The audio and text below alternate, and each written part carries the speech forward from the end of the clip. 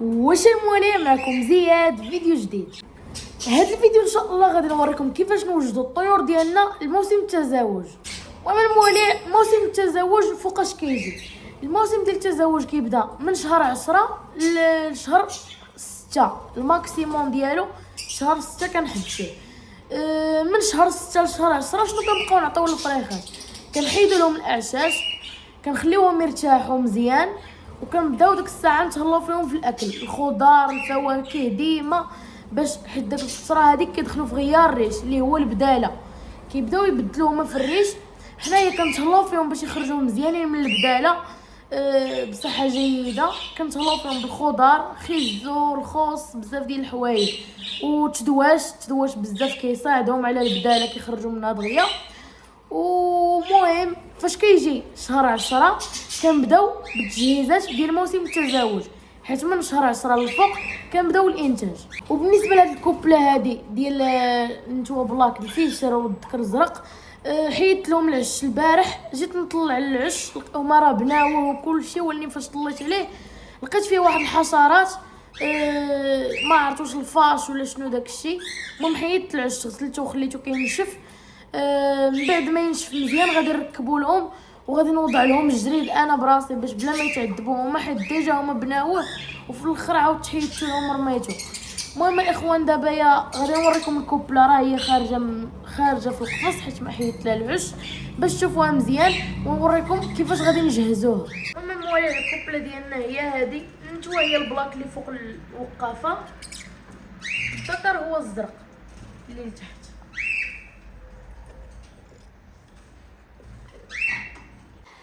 المواليع بالنسبه لواحد الخطا اللي كيرتكبوه بزاف ديال المواليع، هو ما كيعطيوش الفريخات ديالهم فتره ديال الراحه من شهر 6 لشهر 10.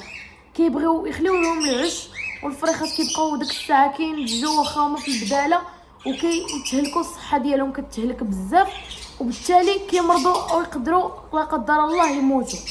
حيت الفتره ديال الراحه اللي كنعطيوها للفريخات فتره اللي هي مهمه، كنعطيوهم يرتاحوا فيها وكنتهلاو فيهم بالاكل، باش فاش كيبداو موسم ديال الانتاج والتزاوج كينتجوا لنا الفريخات بكميه اللي هي زوينه، ما كيبقاوش بعد المرات، حيت الا ما عطيتهمش الراحه يقدروا انهم يحطوا لك البيض وما يخرجوا حتى بيضه. كيكونوا مهلوكين بزاف في داك الوقيته نتاع الصيف اللي خليتي لهم فيها العش، ومع كذلك كتكون داك الوقيته الحراره بزاف. ضروري خصنا نعتنيو بالفريخات بالدوش، نحيدو لهم الاعشاش ونعطيوهم الماكله والاكل الصحي. وفي الوقيته ديال الراحه كنبقاو نعتنيو بالطيور من غير الخضار والفواكه، كنعطيوهم البروبيوتيك في الماء. كاين اللي كيعطيه، كاين اللي ما كيديرش البروبيوتيك. كندير لهم الثومه في الماء، العسل الحر في الماء. المهم بزاف ديال المكملات الغذائيه الطبيعيه اللي كنعطيوها لهم باش كيبنيو الصحه ديالهم في داك الفتره ديال الراحه. بالنسبه لريكو شنو دار مع الانثى ديالو، انا راني درت لهم الجريد ديال النخل. انا نوريكم شنو عندهم لداخل في العش باش تشوفوا. المهم مواليع دائما فاش كنبغيو نفتح العش كنعلموا الطيور اللي لداخل، كنعلموهم كيف ما كتشوفوا الانثى هي فوق داخل العش. هما بداو كيدخلوا الجريد، وما دخلوش بزاف، دخلوا شويه، ولكن مع الوقيته غادي يدخلوا الجريد مزيان. وبالنسبه لهنا من العش كنكاليه يا بالمسامر يا كندير شي حاجه اللي تبقى مزيره باش ما يبقاوش يدفعوا الطيور ويهربوا.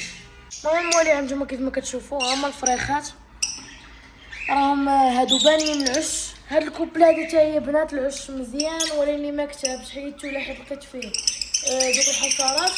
وبالنسبه على شنو بيضات، لاحظت بلي داك الحشرات هما اللي كانوا مخليناش انها تعيش في العش ديالها بامان، داكشي علاش حيدتو. كيف ما كتشوفوا راهم خايفين بزاف.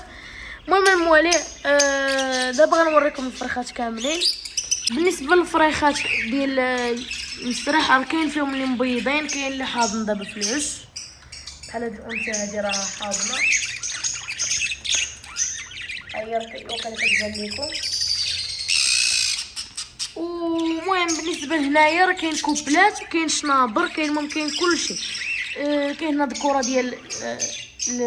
ديال الهوغو، وعندنا هنايا بيروش تكساس وكاين شي حبات ريمبو.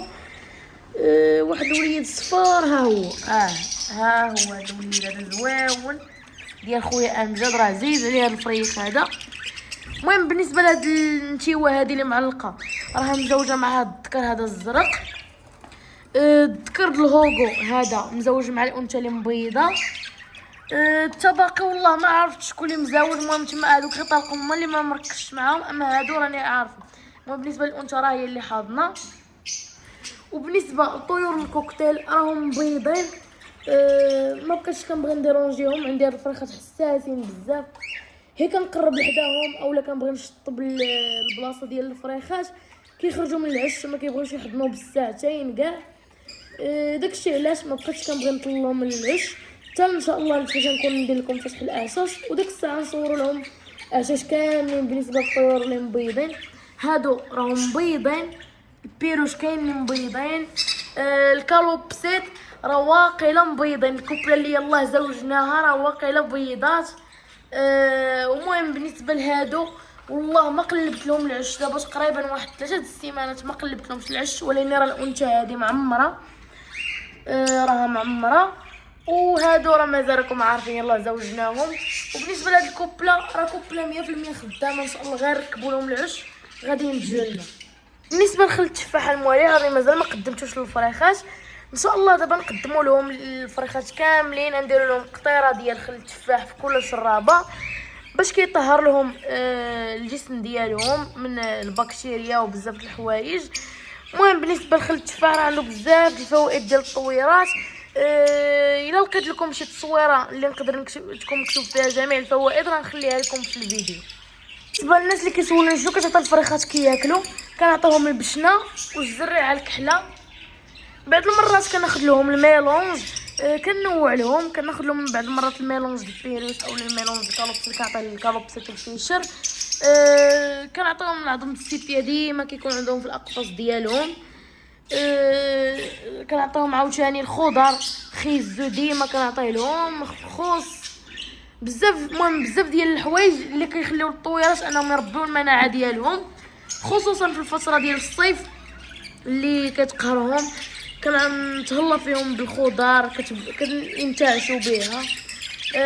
الكرافس حتى هو راه محفز، لاحظتها بزاف وانا غنتكلم لكم عليه دابا.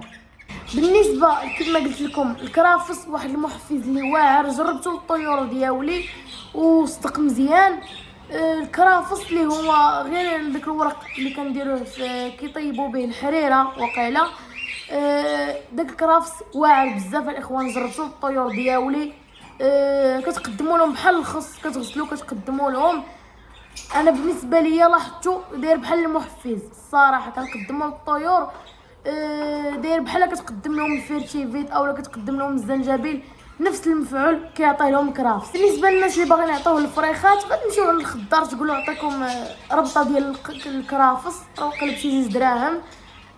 تقدموا لهم راه مزيانين هما، وحتى الرجله كتقدم للطيور.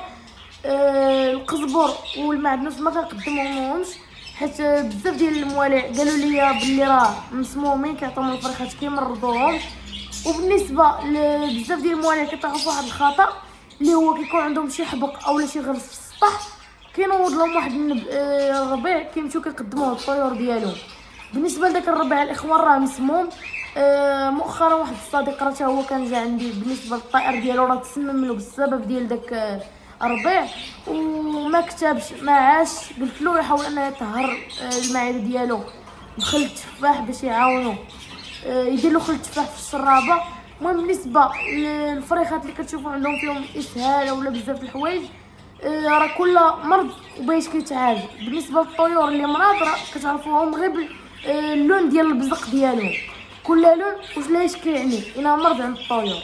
وبالنسبه للموضوع ديالنا نرجعوا له اللي هو كيفاش كنوجدوا الطيور ديالنا التزاوج. كاين اللي كيعطيهم محفزات طبيعيه وكاين اللي كيعطي محفزات كيميائيه بحال الفيرتيفيت. الفيرتيفيت انا كنت باغي ناخذه باش ندير لكم عليه فيديو ولكن لقيته مقطوع، السلعه ديال فيرسيلا راه مقطوعه.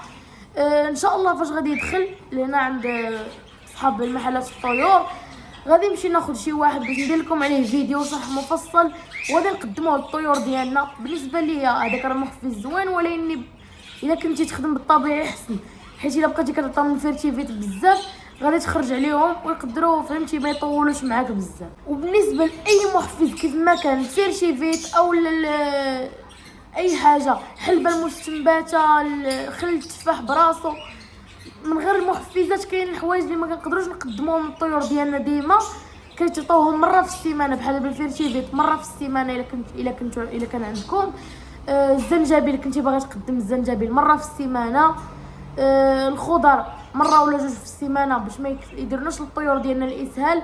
بالنسبه للناس اللي عندهم الكناري راهم عارفين الاسهال كيفاش كيجي الطيور الكناري كيمرضهم بزاف. وبالنسبه لخل التفاح مره في السيمانه في الشرابات كنقدموه. وتقدر انك تقطروا فوق الخضر، الا كنت دير لهم خيزو محكوك تقطر فوق منه خل التفاح وتقدموا ليهم. وملي كيدخل شهر 10 كنقدموا للطيور ديالنا كنركبوا لهم الاعشاش ديالهم. الا كانوا عندنا الفيسرات كنقدموا لهم الجريد ديال النخل، كانوا عندنا كالوبسيت اولا البيروش كنديروا لهم النجاره في العش ديالهم.